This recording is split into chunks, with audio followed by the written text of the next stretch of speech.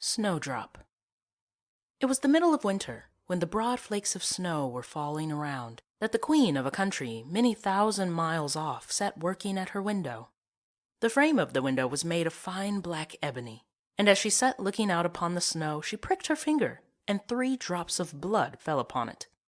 Then she gazed thoughtfully upon the red drops that sprinkled the white snow, and said, "Would that my little daughter may be as white as that snow, as red as that blood, and as black as this ebony window frame."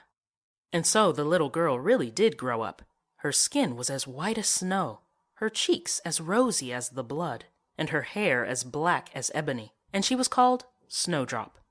But this queen died, and the king soon married another wife, who became queen, and was very beautiful, but so vain that she could not bear to think that anyone could be handsomer than she was. She had a fairy looking-glass, to which she used to go, and then she would gaze upon herself in it and say, "Tell me, glass, tell me true, of all the ladies in the land, who is the fairest? Tell me, who?" And the glass had always answered, "Thou, queen, art the fairest in all the land." But Snowdrop grew more and more beautiful, and when she was 7 years old she was as bright as the day, and fairer than the queen herself. Then the glass one day answered the queen, when she went to look in it as usual, "Thou, queen, art fair and beauteous to see, but Snowdrop is lovelier far than thee." When she heard this she turned pale with rage and envy, and called to one of her servants and said, "Take Snowdrop away into the wide wood, that I may never see her any more."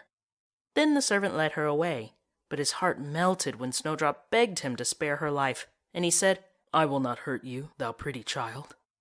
So he left her by herself, and though he thought it most likely that the wild beasts would tear her in pieces, he felt as if a great weight were taken off his heart when he had made up his mind not to kill her, but to leave her to her fate, with the chance of someone finding and saving her. Then poor Snowdrop wandered along through the wood in great fear, and the wild beasts roared about her, but none did her any harm. In the evening she came to a cottage among the hills, and went in to rest, for her little feet would carry her no further. Everything was spruce and neat in the cottage.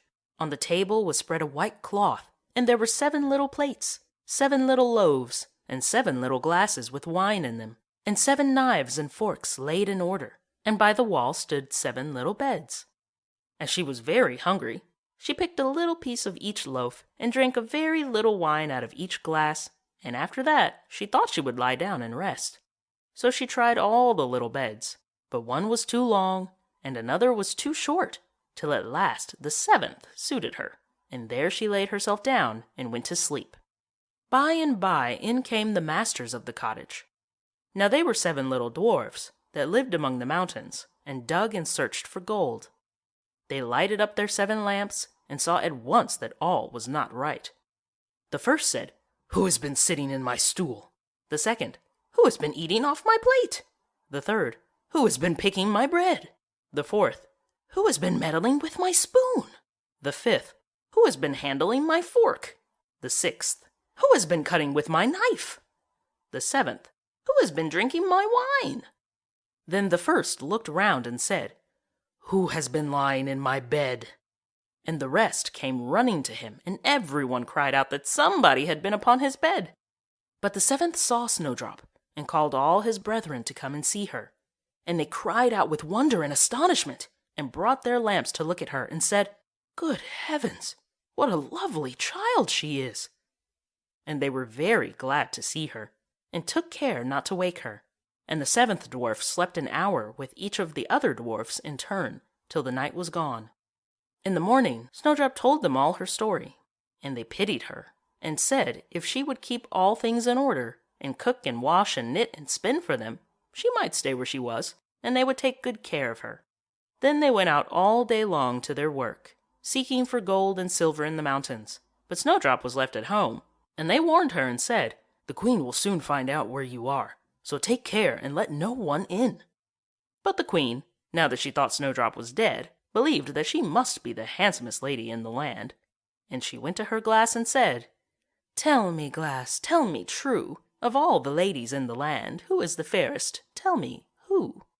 And the glass answered, "Thou, queen, art the fairest in all this land, but over the hills in the green wood shade, where the 7 dwarfs their dwelling have made, there Snowdrop is hiding her head, and she is lovelier far, O Queen, than thee."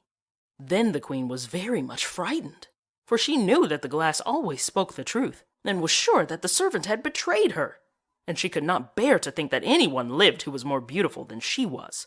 So she dressed herself up as an old peddler, and went her way over the hills, to the place where the dwarfs dwelt. Then she knocked at the door and cried, "Fine wares to sell." Snowdrop looked out at the window and said, "Good day, good woman. What have you to sell?" "Good wares, fine wares," said she, "laces and bobbins of all colors." "I will let the old lady in. She seems to be a very good sort of body," thought Snowdrop, as she ran down and unbolted the door. "Bless me," said the old woman, "how badly your stays are laced. Let me lace them up with one of my nice new laces." Snowdrop did not dream of any mischief, so she stood before the old woman, but she set to work so nimbly and pulled the lace so tight that Snowdrop's breath was stopped, and she fell down as if she were dead. "There's an end to all thy beauty," said the spiteful Queen, and went away home.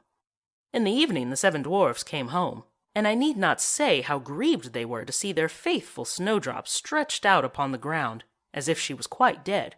However, they lifted her up, and when they found what ailed her, they cut the lace, and in a little time she began to breathe, and very soon came to life again. Then they said, "The old woman was the Queen herself. Take care another time, and let no one in when we are away." When the Queen got home, she went straight to her glass and spoke to it as before, but to her great grief it still said, "Thou, Queen, art the fairest in all this land, but over the hills, in the greenwood shade, where the 7 dwarfs their dwelling have made, there Snowdrop is hiding her head, and she is lovelier far, O Queen, than thee." Then the blood ran cold in her heart with spite and malice, to see that Snowdrop still lived, and she dressed herself up again, but in quite another dress from the one she wore before, and took with her a poisoned comb.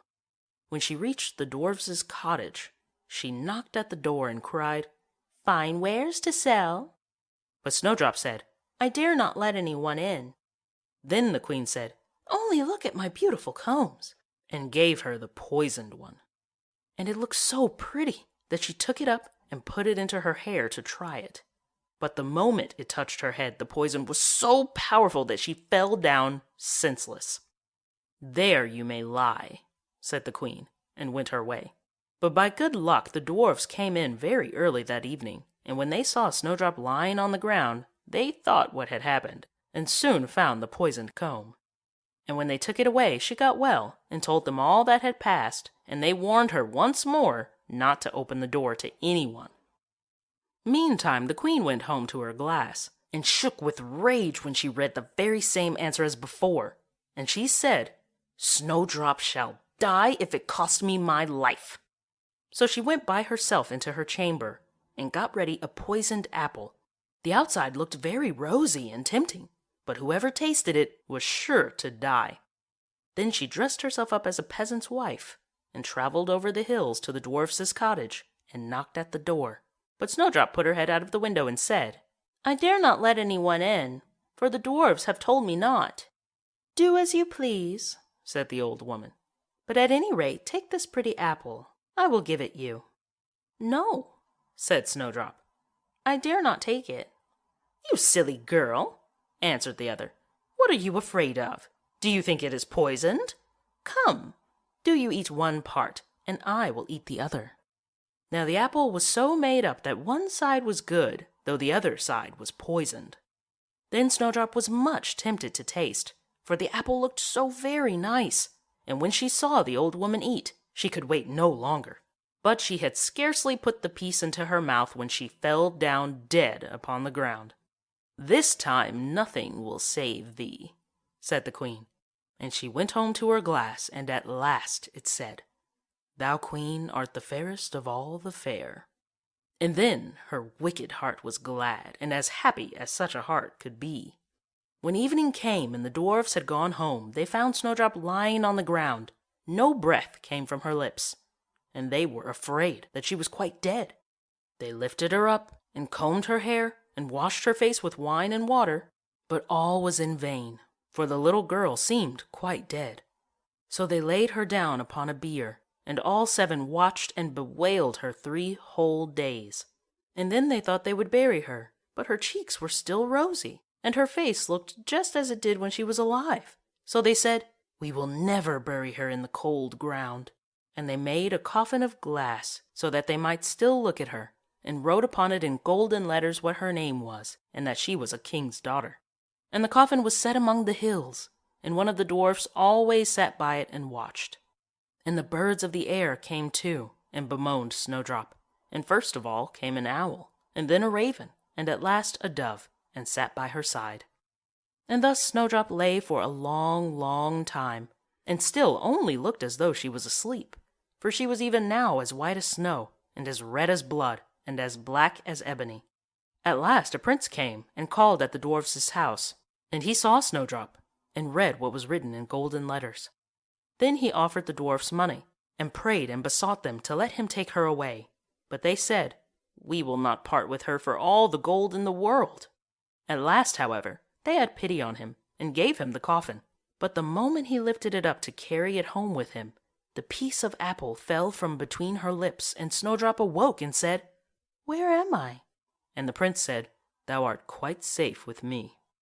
Then he told her all that had happened, and said, "I love you far better than all the world. So come with me to my father's palace, and you shall be my wife." And Snowdrop consented, and went home with the prince, and everything was got ready with great pomp and splendor for their wedding. To the feast was asked, among the rest, Snowdrop's old enemy the queen, and as she was dressing herself in fine rich clothes, she looked in the glass and said, "Tell me, glass, tell me true, of all the ladies in the land, who is fairest? Tell me, who?" And the glass answered, "Thou, lady, art loveliest here, I ween, but lovelier far is the new-made queen." When she heard this, she started with rage, but her envy and curiosity were so great that she could not help setting out to see the bride. And when she got there, and saw that it was no other than Snowdrop, who, as she thought, had been dead a long while, she choked with rage and fell down and died. But Snowdrop and the prince lived and reigned happily over that land many, many years, and sometimes they went up into the mountains and paid a visit to the little dwarfs, who had been so kind to Snowdrop in her time of need.